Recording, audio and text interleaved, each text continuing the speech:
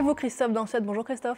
Bonjour Pauline. C'est une loi européenne qui va changer nos façons d'utiliser Internet et certains de nos téléphones portables. Le Digital Market Act, le règlement sur les marchés numériques, entre en application ce soir. De quoi s'agit-il, Christophe?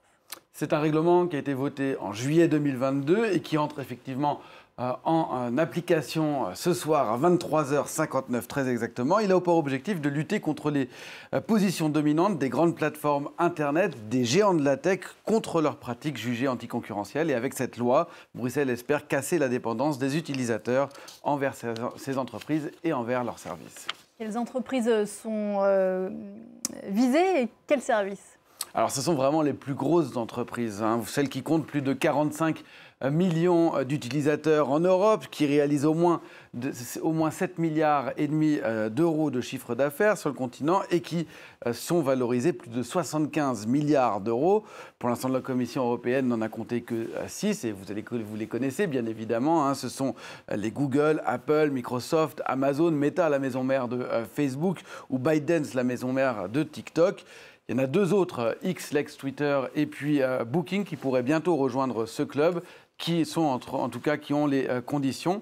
22 services sont directement visés, les réseaux sociaux, Facebook, Instagram, TikTok, les messageries instantanées, WhatsApp Messenger, la plateforme vidéo YouTube, le moteur de recherche de Google, bien sûr, ou encore les navigateurs, Chrome et Safari, les services de publicité ou encore des systèmes d'exploitation de Microsoft, d'Apple ou encore de Google.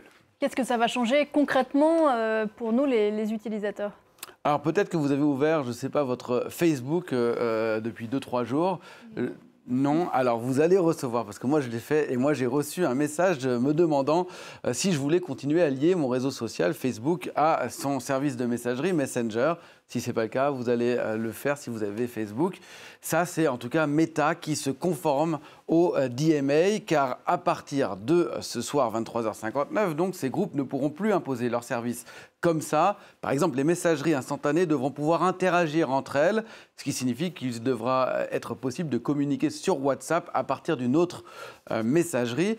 Apple, de son côté, ne pourra plus imposer certaines applications préinstallées sur ses Mac ou sur ses iPhones, comme la météo, par exemple, ou bien son service de navigation, Safari. Il devra proposer des alternatives également à son magasin d'applications, l'App Store. Il y aura des changements aussi dans la navigation Internet avec Google, qui ne peut plus imposer ses services comme Google Maps et qui devra mettre en place des alternatives.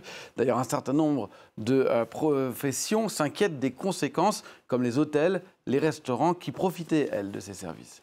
Donc si j'ai bien compris, Christophe, je pourrais vous envoyer tout à l'heure, demain, un message depuis mon compte WhatsApp vers votre compte Facebook. Alors, j'espère que ce sera le cas et on verra dans le concret, marche. Parce que justement, pour l'instant, je n'ai pas encore bien compris comment ça va se passer très exactement. Rendez-vous demain. Écoutez, je vous enverrai un petit coucou de chez moi et vous me direz si vous l'avez reçu à l'ancienne. Donc, que risquent ces groupes en cas d'infraction? Alors, ils risquent une amende, et pas une petite amende, jusqu'à 10% de chiffre d'affaires mondial, 20% en cas de récidive. Alors, vous imaginez bien que tous ces groupes, ils ont des armées d'avocats qui ont pris le temps d'étudier la moindre faille de cette loi pour se l'approprier. Apple, par exemple, compte mettre en place une taxe mensuelle de 50 centimes d'euros par installation pour une application qui ne passerait pas par l'App Store, donc ce qui, au final, peut faire une manne financière pour Apple.